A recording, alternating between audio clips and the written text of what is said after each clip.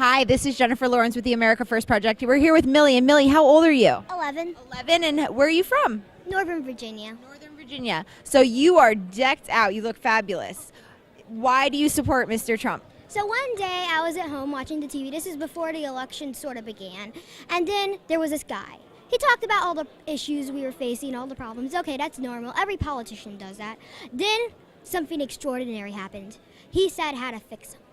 And that is amazing. No politician ever says how to fix them. Maybe some do, but they don't really mean it. They're all talk, no action. And I could tell by the way Donald Trump meant that he was going to do some action. But how? Then he said those words I will never, ever in my life forget.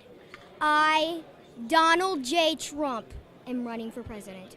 And he talked about all these issues. And one of the other reasons I like him is because this is my favorite reason.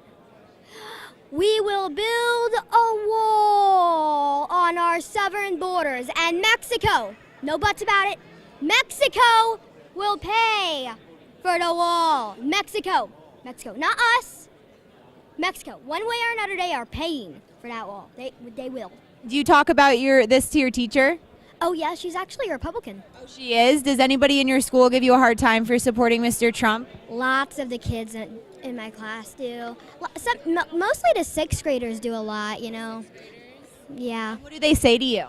Well, they say they really know me for my golden jacket I love, but then they say, oh, it's Trump girl and stuff like that. But, I don't let it get to me. So what are the major problems you see in this country? Immigration, I love immigrants. If they come here legally. I don't like the word illegally. I like legally. And if they're not going to do that, we have to put some precautions. As a kid, what do you see as other than immigration, what is the other problems that you see? Education. The teachers union controls everything. So I like how Donald Trump put in charge of education a lady named Miss Betsy, I think. Betsy DeVos? Yes, Miss Betsy DeVos. And she's just great. She's doing everything we need to. And I heavily support school choice. Did your parents get you involved in politics? Not really. Actually, my mommy was a Ted Cruz supporter in the primaries. I told her on the primary the day of voting, I told her to vote for Trump. She needs to vote for Trump. She didn't listen to me. That's okay. But now, after the primary, she realized the mistake she did. I like Ted Cruz, just not as much as Donald Trump. What do you want to be when you grow up? I'm going to graduate from Penn State University, be in the Army for 5 years, be a police officer, be a homicide detective, be a private investigator, all while having the hobby as an Egyptologist and an astronomer.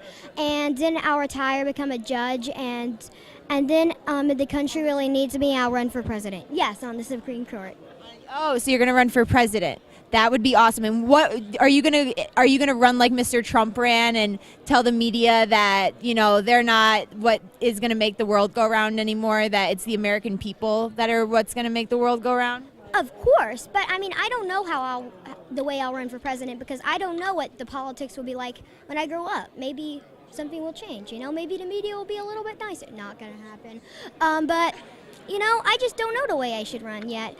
And maybe, I won't know that until I'm ready to run for president, which is way after I'm 30, let's just say that. So if Mr. Trump wasn't if he wasn't in the election this cycle, would you have been involved in politics like you are? I don't really know. I've always been involved in politics, but just not really that much, just a little bit. But, without Trump, I wouldn't be here. I wouldn't be at CPAC. I would just be at home, watching TV, playing video games, watching Disney, maybe watching a little bit of news, but not as much as I do now.